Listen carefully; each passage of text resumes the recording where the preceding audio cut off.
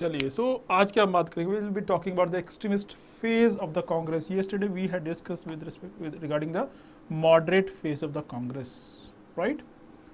We discussed yesterday the formation of the Congress, the other political organization, or the pre-Congress organization, the theories related to the origin of the Congress and the moderate phase of the Congress. So, उसके आगे we'll be discussing the extremist phase.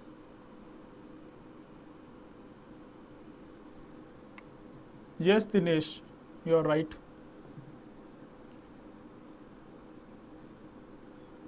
आप voice check कर लीजिए सभी लोग. सौम्यजीत कह रहे हैं उनको आवाज़ मेरी नहीं आ रही है प्रॉपर.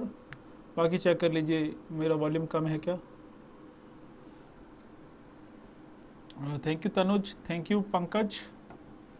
चलिए, ऑल राइट. सो एक्सट्रीमिस्ट फेज क्या था? मॉडरेट वी हैड डिस्कस, जो उनकी पॉलिसीज थी, the approach of the people, the who were the main leaders of the Congress were moderate in their approach. They adopted the 3P strategy.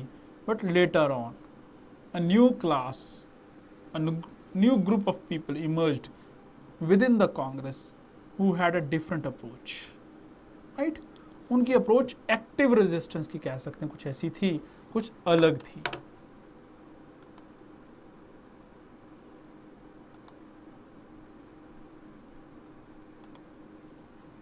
अलग थी. सो इस phase को basically हमने क्या कहा है? हमने कहा इसको एक्सट्रीमिस्ट फेज. और कहाँ तक है ये? हम इसको ले जाते हैं 1915 तक, गांधी जी के आने से पहले पहले तक. I told you yesterday 1915 onward will discuss it और the history as a Gandhian history, the phase of Gandhi और the role of Gandhi in the freedom struggle. और इंपॉर्टेंट क्वेश्चन बनते हैं गांधी जी पे, काफ़ी क्वेश्चन आते हैं. यूपीएससी को बड़ा प्यार होता है गांधी जी से, राइट? अब इस फेज में क्या, first phase was of the moderate, second अब एक्सट्रीमिस्ट का है. तो फेज जो है 1915 से 5 से 17 तक हम ले जाते हैं इसको. यहाँ तक हम बात करने वाले हैं इसको, राइट? अब था क्या इस फेज में, वो बात करेंगे. कौन थे ये एक्सट्रीमिस्ट, क्यों आए थे एक्सट्रीमिस्ट, क्या रिजल्ट निकला. और दूसरा जो एग्जाम के पॉइंट ऑफ व्यू से जो इम्पोर्टेंट है, दैट इज द क्रोनोलॉजी, कि हुआ क्या था, राइट? कब हुआ, पहले क्या हुआ, बाद में कौन सी इवेंट हुई. बट अगर हम कॉज पे जाएंगे, कंसिक्वेंस पे जाएंगे, will get to know the chronology easily, है ना? तो उसमें रिटेन करने के लिए आपके क्रैम करने वाला कुछ ऐसा नहीं होगा. समझेंगे, will try to understand the concept, the logic behind it, और वो हमें समझ आने वाला है, राइट? सो यहाँ पे कौन था? The radical people, the ideas of the such people were radical, and such people were dominating the Congress at the time. और हुआ क्या था? There were number of reasons कि ये ग्रुप जो है इमर्ज हुआ. एक ग्रुप किसमें? कांग्रेस थी, उसमें से एक छोटा सा ग्रुप था और एक बड़ा सा ग्रुप था. बड़ा वाला था मॉडरेट, वो डोमिनेट करते थे. बाद में वो छोटा ग्रुप बड़ा बन गया, and they started dominating the Congress. जब वो डोमिनेट कर रहे हैं, उस फेज की बात करेंगे अब, ठीक है? सबसे पहला, ये लोग इमर्ज क्यों हुए, एक्सट्रीमिज्म आया क्यों? अब एक कॉमन सेंस लगा के सोचिए कि आप लोग एक ऑर्गेनाइजेशन का हिस्सा हैं. जैसे एक अभी जो हम बात करते हैं, जैसे ट्रेड यूनियन ही ले लेते हैं हम, है ना? कि एक ट्रेड यूनियन है. ट्रेड यूनियन क्या करती है और किसकी होती है trade unions? It's a group of workers, is union of the workers. किस लिए होती है? For the collective bargaining. अब method could be different for the collective bargaining. Initially जो लोग यूनियन चला रहे हैं, उनका तरीका क्या है? They were loyal to the organisation, they were loyal to the company.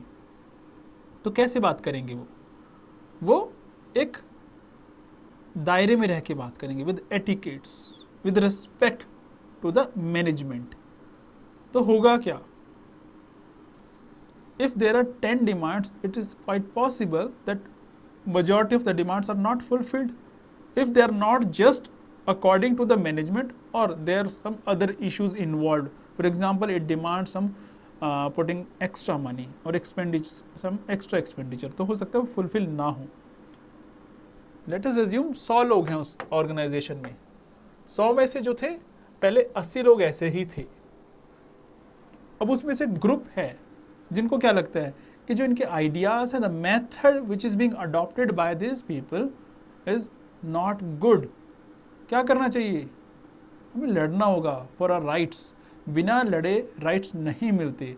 तो वो जो लोग हैं 20, वो एक ग्रुप अलग इमर्ज हो गया, which later on termed as the extremist group. And this phase when they started dominating the entire, कि मान लीजिए अगर ये 20 लोग हैं, ये बात करने गए मैनेजमेंट के साथ विद गन, डंडा उठा के गए कि आप मानते हैं या फिर हम कुछ और करें, और मैनेजमेंट ने उनकी बातें मान ली। फिर तो क्या लगेगा, बाकी लोगों को लगेगा दे आर वेरी गुड, चलिए इधर ही चलते हैं सारे, 80 अब इधर आ गए। सो ये हो गया एक्सट्रीमिस्ट फेज, यहाँ कुछ ऐसा ही हुआ। So what are the reasons, अब ये क्वेश्चन बन गया एग्जाम के पॉइंट ऑफ व्यू से, what are the reasons for the rise of extremism. Number 1, dissatisfaction with the achievement of the Congress. Congress क्या करती थी, मॉडरेट फेज में डिमांड रखती थी, फुलफिल होती थी, अगर हो जाती तो हम डिमांड की बात ही ना करते, इतनी सारी लिस्ट बनाई हुई थी हमने, राइट। दूसरा, इंटरनेशनल इन्फ्लुएंस पड़ रहा था, दूसरे कंट्रीज में जो इवेंट्स हो रहे जहां पे the Britishers were being defeated by some small countries, the Britishers which were treated और which were termed as a superior race, they were defeated. तो उसका इम्पैक्ट किस पे पड़ेगा, कॉलोनीज पे पड़ेगा, जो उन्होंने अपने अंडर कंट्रोल में लिए उन पे पड़ेगा कि यार these are not superior people, they can be defeated. True nature of the British rule was recognized by the Indians, particularly the congressmen. The congressmen who were earlier the supporter of the British rule, then they get to know the true character, that was the exploitative character of the British rule. तो क्या होगा, अब उनको लगता है जो policies हैं they are not for the betterment of the country, तो गुस्सा तो आएगा, एजिटेट करने का मन तो करेगा, अब वो इनके अंदर आना स्टार्ट हुआ। दूसरा, ट्रेंड लीडरशिप, जिसको पता था कि क्या करना है, दे had knowledge about the legal things, they knew about the law, they knew about the methods to manage